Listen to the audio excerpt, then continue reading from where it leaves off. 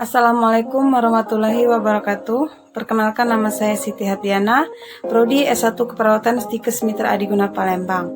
Baiklah teman-teman, di sini saya akan menjelaskan materi tentang palliative care. Pertama, saya akan menjelaskan tentang pengertian perawatan paliatif. Yang kedua, prinsip perawatan paliatif menurut WHO. Yang ketiga, ruang lingkup perawatan paliatif. Yang keempat, model atau perawatan paliatif. Yang kelima, tujuan palliative care.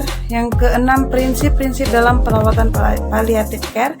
Yang ketujuh, kriteria perawatan paliatif. Yang ke-8, 7 peran utama perawat paliatif. Baiklah, pertama saya akan menjelaskan tentang pengertian paliatif. Perawatan paliatif adalah perawatan kesehatan terpadu yang bersifat aktif dan menyeluruh dengan pendekatan multidisiplin dan yang integrasi.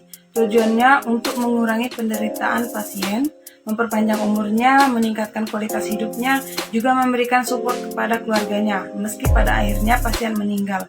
Yang terpenting, sebelum meninggal dia sudah siap secara psikologis dan spiritual, serta tidak stres dalam menghadapi penyakit yang dideritanya. Kemudian definisi perawatan paliatif yang diberikan oleh WHO atau menurut WHO pada tahun 2005, bahwa perawatan paliatif adalah sistem perawatan terpadu yang bertujuan meningkatkan kualitas hidup dengan cara meringankan nyeri dan penderitaan lain, memberikan dukungan spiritual dan psikososial mulai saat didiagnosa, kemudian ditegakkan sampai akhir hayat, dan didukung terhadap keluarganya yang kehilangan atau berduka. Kemudian yang kedua, prinsip perawatan paliatif menurut WHO. Pertama, meningkatkan kualitas hidup dan menganggap kematian proses yang wajar. Kemudian yang kedua, tidak mempercepat atau menunda kematian. Yang keempat, menghilangkan nyeri atau keluhan lain. Yang keempat, menjaga keseimbangan psikososio-spiritual. Yang kelima, mengusahakan agar penderita tetap aktif sampai akhir hayat. Yang keenam, memberikan dukungan kepada keluarga dalam mengatasi masa duka cita. Ruang lingkup perawatan paliatif. Yang pertama, kanker. Yang kedua, HIV/AIDS. Yang ketiga, gagal ginjal. Yang keempat, stroke. Yang kelima, diabetes. Yang keenam, CHF. Yang ketujuh, penyakit degeneratif lainnya. Yang ke-8, usila. Kemudian model atau tempat perawatan paliatif. Yang pertama, rumah sakit atau hospital care.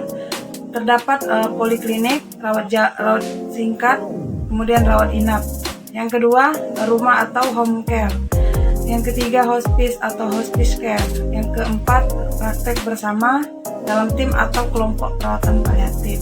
Kemudian selanjutnya, tujuan palliative care. Tujuannya untuk mengurangi penderitaan pasien, memperpanjang umurnya, meningkatkan kualitas hidupnya, juga memberikan support kepada keluarganya. Meski pada akhirnya pasien meninggal, yang terpenting sebelum dia meninggal sudah siap secara psikologis dan spiritual, serta tidak stres dalam menghadapi penyakit yang dideritanya. Jadi, tujuan utamanya perawatan paliatif bukan untuk menyembuhkan penyakit, dan yang ditangani bukan hanya penderita tetapi juga keluarganya. Kemudian prinsip-prinsip dalam perawatan palliative care. Menurut Dr. Maria, yang pertama itu menghargai setiap kehidupan. Yang kedua, menganggap kematian sebagai proses yang normal. Yang ketiga, mempercepat atau menunda kematian. Yang keempat, menghargai keinginan pasien dalam mengambil keputusan. Yang kelima, menghilangkan nyeri dan keluhan lain yang mengganggu. Yang keenam, mengintegrasikan aspek psikologis, sosial, dan spiritual dalam perawatan pasien dan keluarga. Yang ketujuh, menghindari tindakan medis yang sia-sia. Yang ke-8, memberikan dukungan yang diperlukan agar pasien tetap aktif sesuai dengan kondisinya sampai akhir hayat. Yang ke-9, memberikan dukungan kepada keluarganya dalam masa duka cita. Kemudian selanjutnya, kriteria perawat dalam paliatif. Pertama, pendidikan minimal D3 keperawatan. Yang kedua, mempunyai pengalaman klinik minimal 3 tahun. Yang ketiga, telah mengikuti pelatihan perawat dalam paliatif terakreditasi. Yang terakhir itu terdapat 7 peran utama perawat paliatif. Yang pertama, memberikan rasa nyaman. Yang kedua, responsif selama proses kematian. Yang ketiga, respon terhadap rasa marah pasien atau keluhannya.